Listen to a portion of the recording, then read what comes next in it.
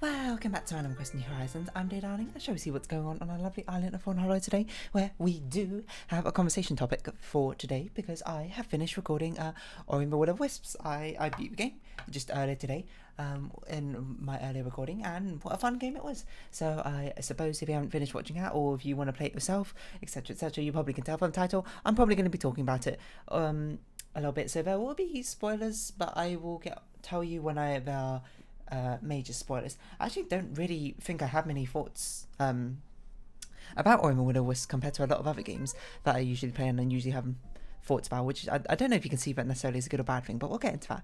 Hello everyone, right now in Fawnhallow, it's 3:34 PM on Tuesday, January 18, 2022. Kicks here with a fresh batch of whatevers. Yeah, I feel like my thoughts on Will of Wisps and Ori are quite straightforward. It's a beautiful, atmospheric game. The movement in the game is fluid and dynamic, and it's fantastic. The combat is okay, and it's an improvement on the first game because it has now more customizability and more depth to it. And certain elements, I think, add to the story a lot more. A lot of the story is done through very sort of like cinematic scenes rather than much... Oh, it's an art thing. I was just seeing what we're intent as, rather than necessarily through like implied world building like Hollow Knight does, and you know it's good and bad in its own right. I think a sinking painting we already have, and I believe that was always legitimate. That was Ophelia, painted by I don't know Monet maybe. Oh,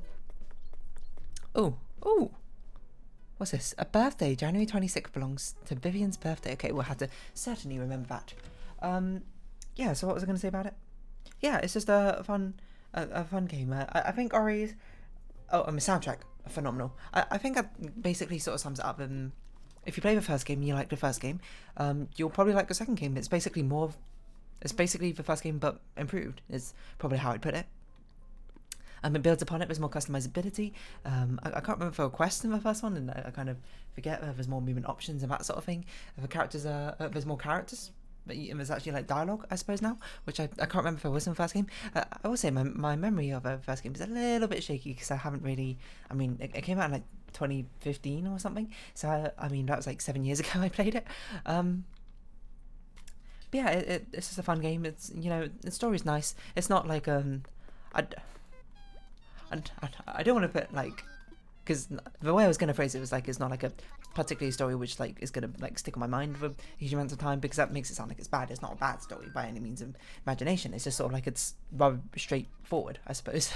There's not much depth to explore in it. Well, maybe there is, but at least personally for me, it was like it just is what happened. There's not really much to say. But that's not really where Ori shines. I think Ori shines mostly in its movement mechanics and its like top tier thing it shines in is its like sort of like aesthetic appeal, both through like visual appeal and through audio and music is utterly phenomenal. These are both legitimate, aren't they? I can't tell if that's a brown one or a white stove that is there, but I think these are both legitimate ones, which is actually incredible. Crazy Red, you seem to be on a roll today. Unfortunately, these are all paintings we have, but you know, and certainly getting these legitimate ones are certainly better than not getting legitimate ones, I suppose.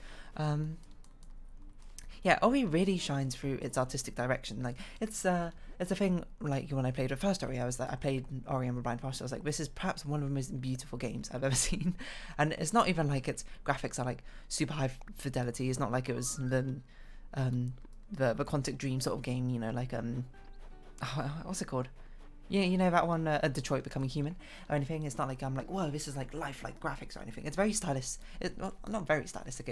It's got some stylized art style, I call, but it pulls off so beautifully, so gracefully. The colours and like I don't know. It feels like a masterfully painted like work of art, I suppose, when you're playing it. And I think the aesthetic they really nailed this sort of like elegant and graceful aesthetic. Because it really ties in well with mechanics, which are very sort of graceful and floating, but it feels like a dance. And it really, I think, most of it probably boils down to the fact that the jumps are very smooth, the dash is very like quick and zippy, but it also has this ability called the bash. The bash ability, I believe what it's called, is where you can like leap off projectiles or leap off enemies and that sort of thing, which really just adds to like a sort of oomph that you have behind that game, you know, where everything sort of slows down, you get a little bit of time to redirect yourself, and it's like you can sort of create your own sort of choreography and dance as you play the game. It's beautiful.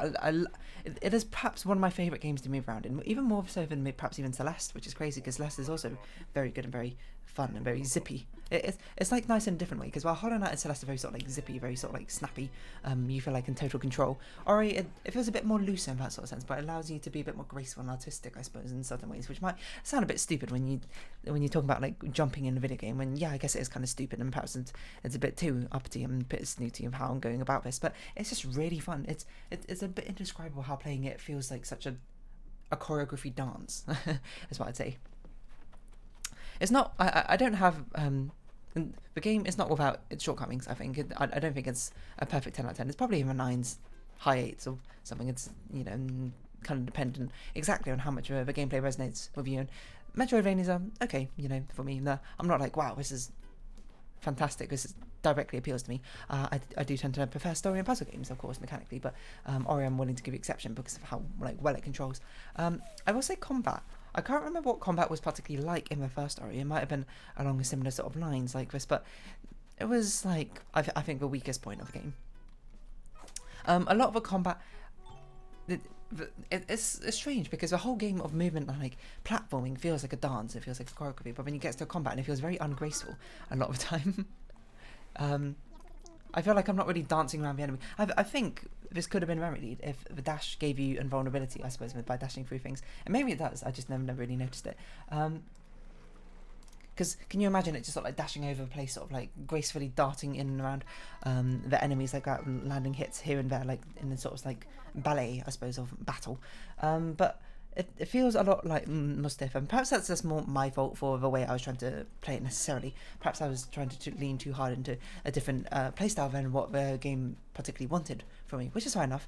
I suppose, to be fair, this review, quote quote, I'm doing on it is also very biased to what I would have wanted to see in the game. So, can you really blame me for that aspect of me talking about things that I would have rather it been like? Yeah, but the combat felt... Whoa, I don't know what happened there. My Joy-Con just very violently vibrated. The combat felt very... It put like a sort of damper, I suppose, in the fluidness. I feel like. You might not have felt like that, which is, completely fair. And I respect your opinion, of course, all the same. But a lot of the combat felt weird, like... Not like animation-wise or anything, like... Master Crafter? And I don't know who sent that to us, if it was just called Master Crafter. It might have had a name there and I just didn't pay attention to it. It felt very smooth, because Ori's attacks are very smooth and they chain together very nicely to make a very sort of like fun and swishy thing. With dash, of course, feels very nice to do, but it's just like the combat mechanics, the way you tie it into a game feels like not lackluster per se, but it sort of ruined the flow for me personally. A lot of the boss fights felt very strange as well, where because the game is so it's actually kind of a downside, I suppose, for its art style in certain ways, is that it doesn't have very clear like telegraphs, I think, for attacks a lot of time. It's probably how I put it. And honestly, I would wager it probably being my own personal like failure, like the error lies between keyboard and chair, is probably on me. But I felt like a lot of the telegraphs were quite difficult for me to pinpoint out exactly, while Hollow Knight like have these big sort of like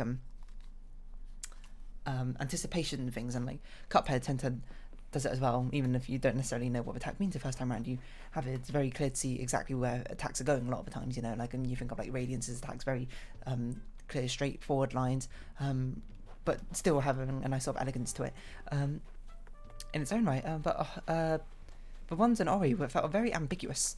Like, okay, now we're going to start getting into spoilers. So if you don't want spoilers anymore, then please click away, I suppose, and come back and after either all the videos have been uploaded or after you beat the game. So, spoilers. Final boss fight in the game is because it's the one that's freshest in my mind. Against Shriek.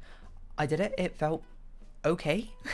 It's probably how I put it. It felt strangely anticlimactic, and I couldn't quite put my finger on why, because for one, I basically didn't know what I was doing half the time.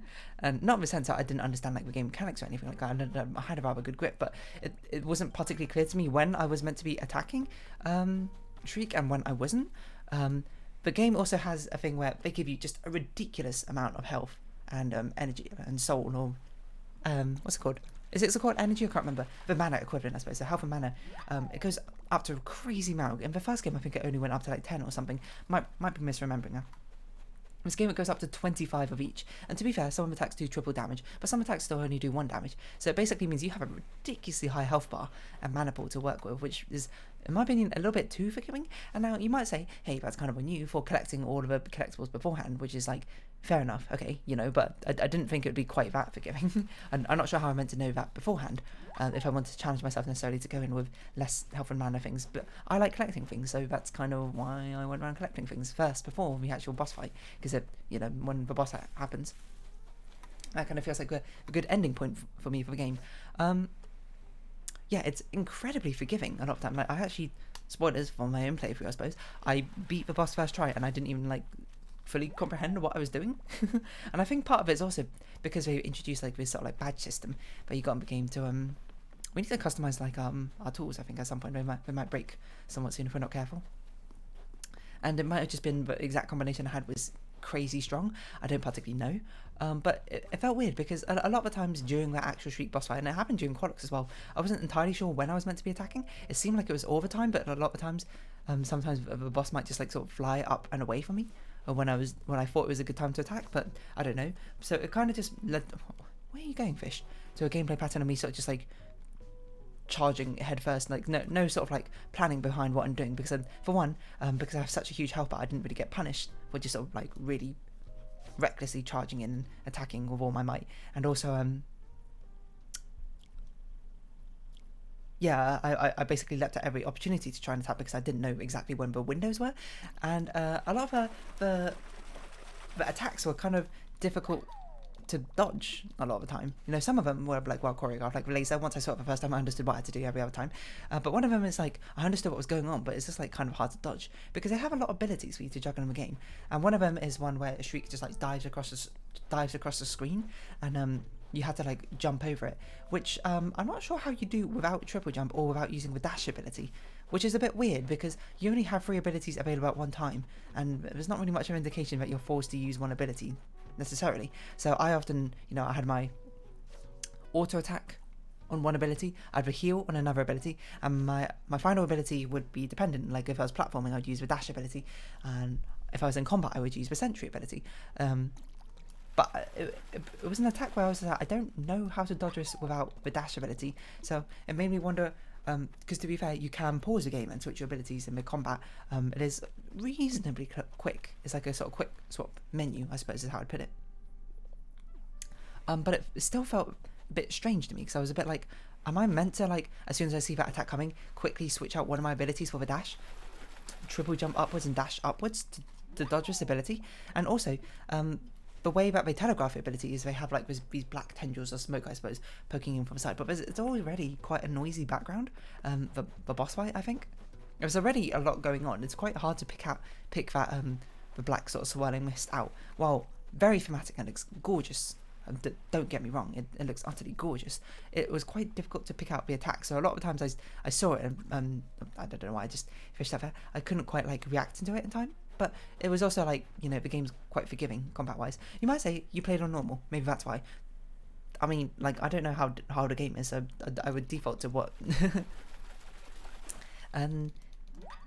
mode they gave me at the beginning, which was normal. So, you know, I guess maybe that's on me for not changing the difficulty, I suppose, once I found out it was maybe not as much of a challenge. But I felt like early game it was a reason why I have a challenge. A lot of the difficulty came from the platforming, which is, to be fair, I think where it does shine a lot more than necessarily the combat systems they have in place. I'm not saying combat systems are bad. I still enjoyed the boss battles a lot of the time.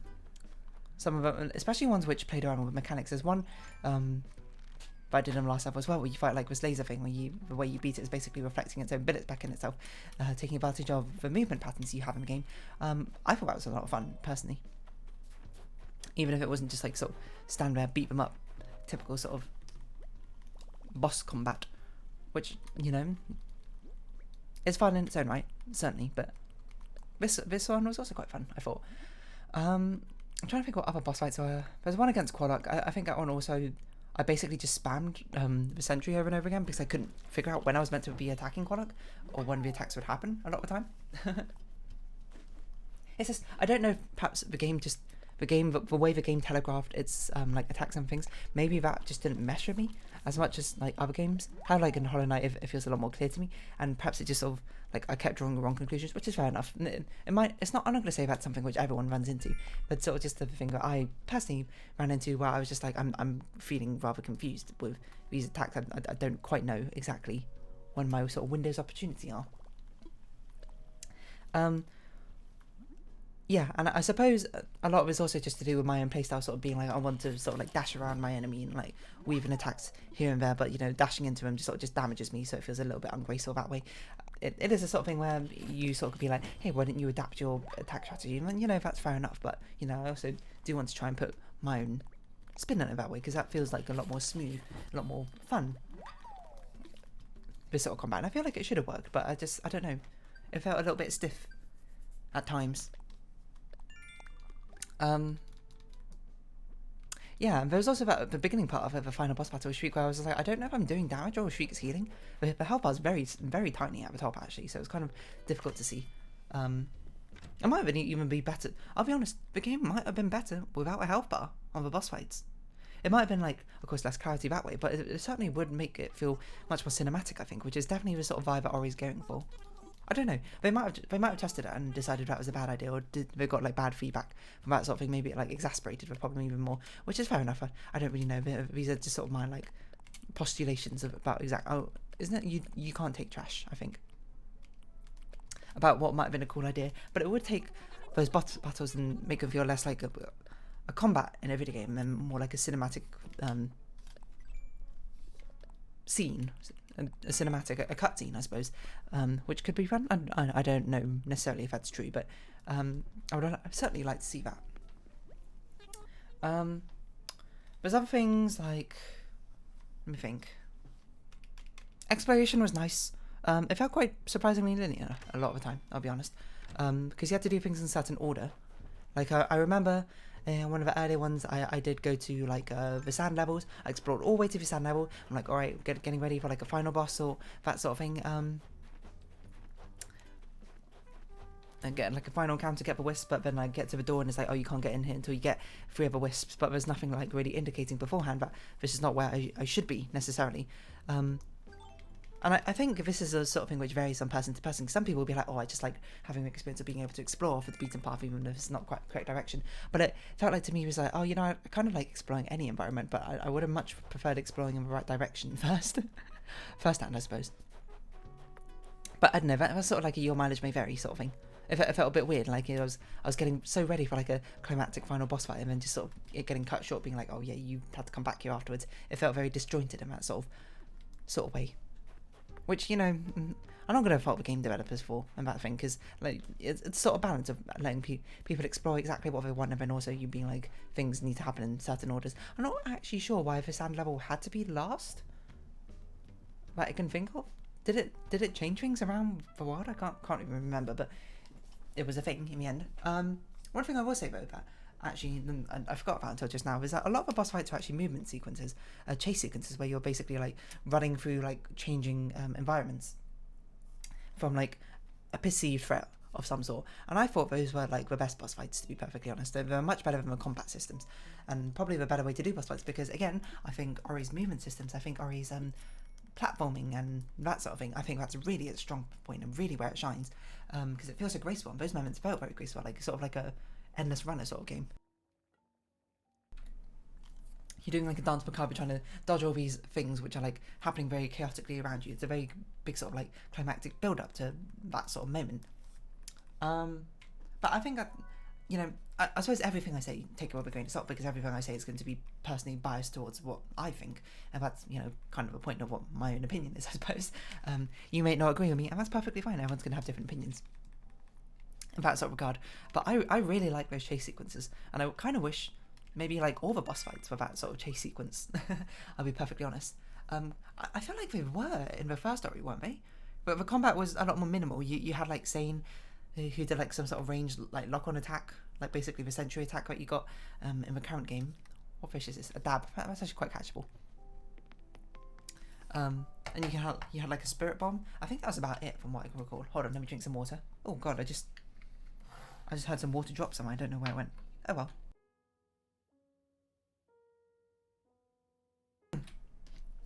Done a lot of speaking, gotta stay hydrated. Yeah.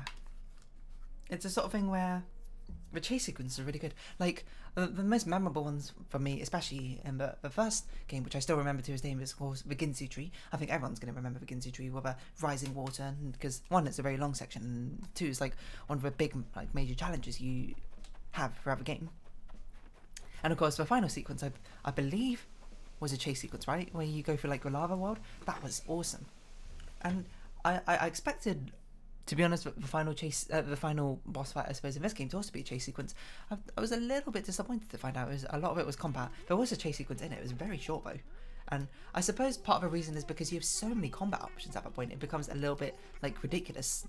How do you challenge a player through like a movement system when you've given them so many tools? Like at that point, you have a triple jump, you had a glide, you had a dash, you had another dash, you had a bash. And then if you wanted to, you had your own like projectile which you could do a bash off of. So you really had like infinite dashes and that sort of thing. You also have like grapples and that sort of thing. But I feel like that's kind of a point. Like maybe it should have lent into that even more. Just had like an utterly insane like final chase sequence as the final boss rather than combat. I will say there was a very cool section of a final combat boss where again, spoilers, but oh wait, hold on, I already warned for spoilers. You're already here if you already know what happens in the game, I suppose. Where Shriek is like raining down these projectiles or web from the sky, and you don't have a ground anymore, and the only way you can keep up is by constantly bashing off of these projectiles, so you don't fall into the abyss, I suppose, and weaving attacks in between that. I thought that part was pretty cool, although also a little bit strange at the same time because it made it very difficult to dodge anything. Like it sort of like made me realise how difficult I was finding it to dodge things in the final like Shriek's final attacks, because Shriek has attacks where she like, of course, where black smoke comes in and she dashes across the screen in that direction, but it was quite difficult because it's like I didn't always have something to bash off of at that time, and sometimes I guess the bashes like came down quite randomly. It also made it quite difficult because there was times where I was like, oh, I need to go in for an attack, but there was like nothing there. So if I jumped in to get an attack, I didn't have many like options to get out again, which is fine because they actually give you this like an absurd amount of movement options. So you know, if you can't dash, and I suppose you can glide, and you can dash again, or you can bash, or you can use the manual dash. I forget what it's called, or you can triple jump. Like I had equipped. I don't know why I pressed A there. So there's all these sort of things you can do, which was a little bit strange. I don't know. I guess the problem is the only like direct movement option you have, but the only free movement option you have is sort of like the skill dash. It's not called the skill dash. Is it called bash? Maybe I'm getting bash confused with something else. Let's call it the fly. The fly ability. It's not really called the fly ability. But where you just like fling yourself. Oh, let's call it a project. No, it's not a project. A fling. Yeah, let's call it a fling. Where you fling yourself in a direction. That's the only one where you really have much control over, because the others you're forced to do it in a certain way. Like dash has to be horizontally to the left or horizontally to the right. Jump has to be upwards, even though you can fall like control your trajectory downwards. But then your gravity, being a movement, is always continuously downwards. And the glide is just like gravity but slower. So you know, it made it a bit weird of a final boss fight. And I suppose even more strangely anticlimactically, I don't even know what my final attack on the boss was.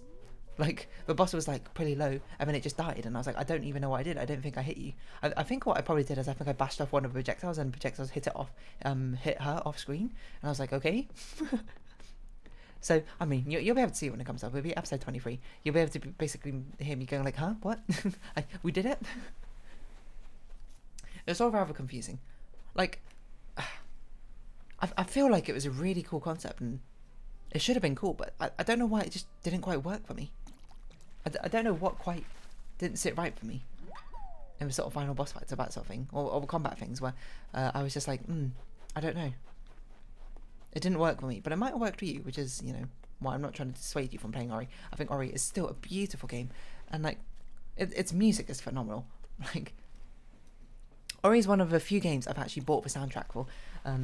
You might say, what are the other games? There's Cuphead, Ori, Night in the Woods. Those are the only games I've bought the musical album. Oh, I think Undertale as well. Actually, I have bought Undertales. the only games where I've bought the soundtrack, well, because the soundtrack is so good.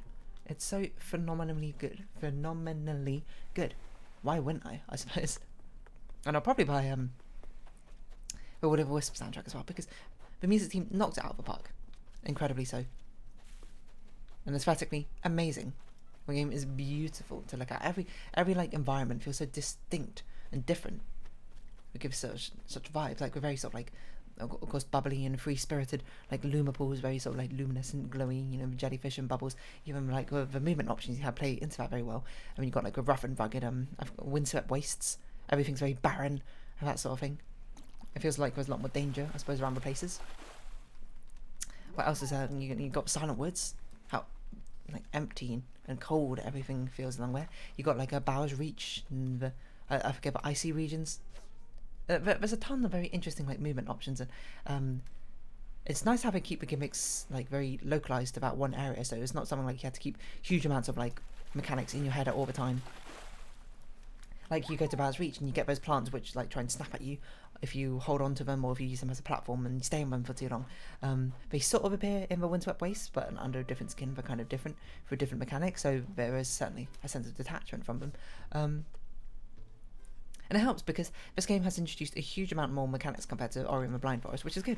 I think all the mechanics add a lot of depth to it, and you know it's nice to have different options. I suppose when you're doing your build, if you want to go more like as more spellcasting sort of build with Ori, you've got that as an option. If you want to do, oh, apparently we caught enough fish. I didn't even realise.